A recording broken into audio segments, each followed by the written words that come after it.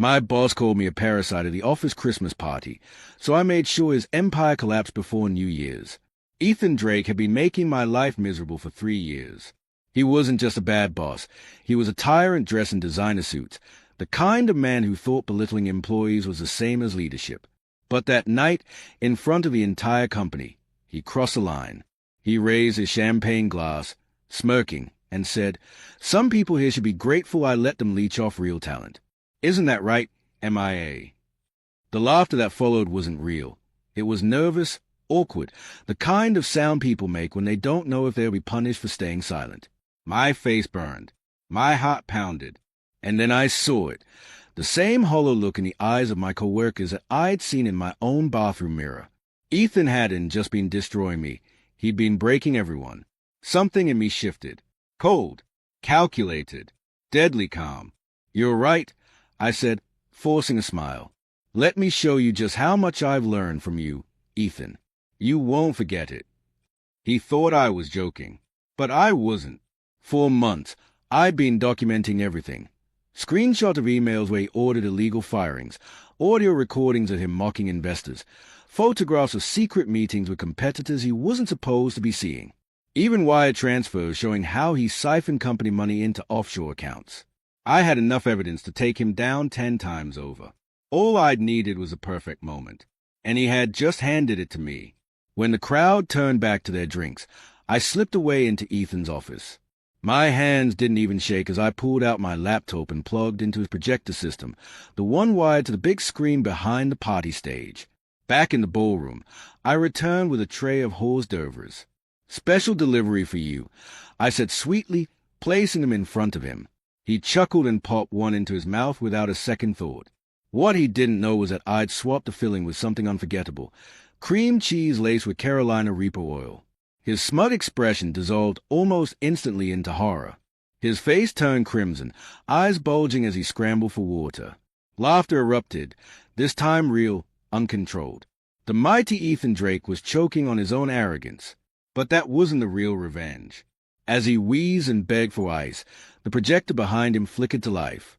The first slide appeared, bank statement showing millions quietly drained from company accounts.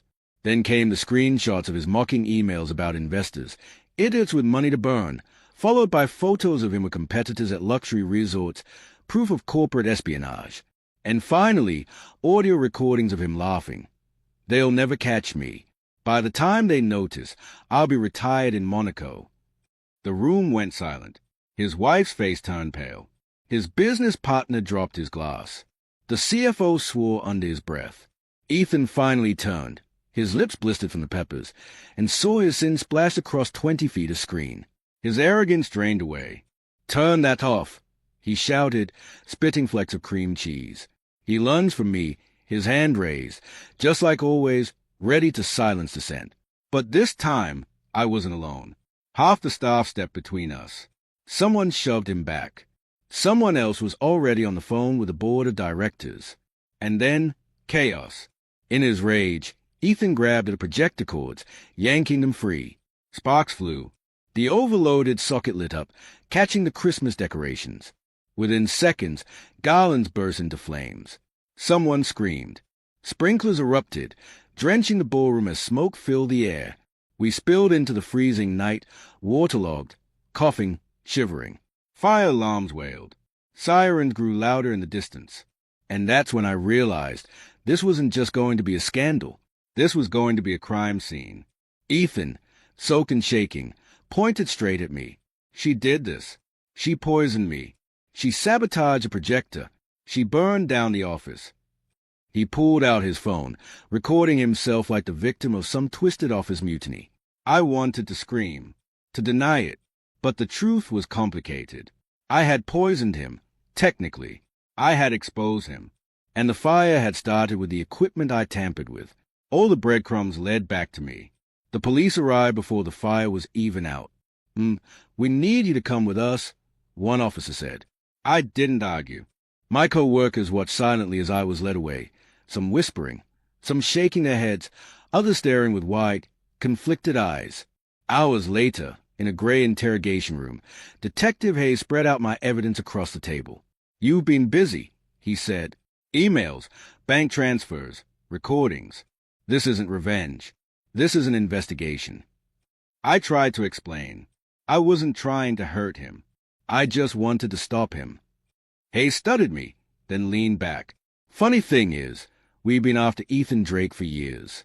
Insider trading, fraud, tax evasion. We just never had enough to nail him. But what you collected, this might be the missing piece. My heart raced. So you believe me?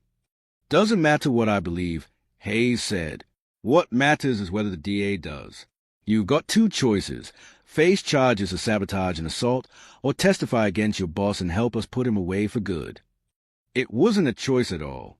3 months later, I was sitting in court, watching Ethan Drake's empire burn in a way no sprinkler could stop. His charm didn't work on the jury. His lawyer's theatrics didn't erase a paper trail. Every smug email, every stolen dollar, every cruel laugh I documented became a nail in his coffin. The judge's gavel came down. Guilty. 15 years. No parole. Afterward, my co-workers surrounded me outside the courthouse. Some hugged me. Some apologized for staying silent for so long. The CFO handed me a business card. "We could use someone like you on the compliance team," she said. I smiled. For the first time in years, I felt seen, valued, respected. Ethan once called me a parasite, but parasites drain life. What I'd done was the opposite. I'd given my colleagues back their dignity, their safety, their future. At the next Christmas party, held in a new office with new leadership, my co-workers raised their glasses. To MIA, someone said, for reminding us that the sweetest dessert is justice. I laughed. This time, freely. The whole hors d'oeuvres tray came around. I passed on the peppers. Some lessons are best served once. But Ethan? Ethan would be feasting on humble pie for the next decade and a half, 3 prison meals a day. And for the first time, I didn't just feel like an employee. I felt like the chef.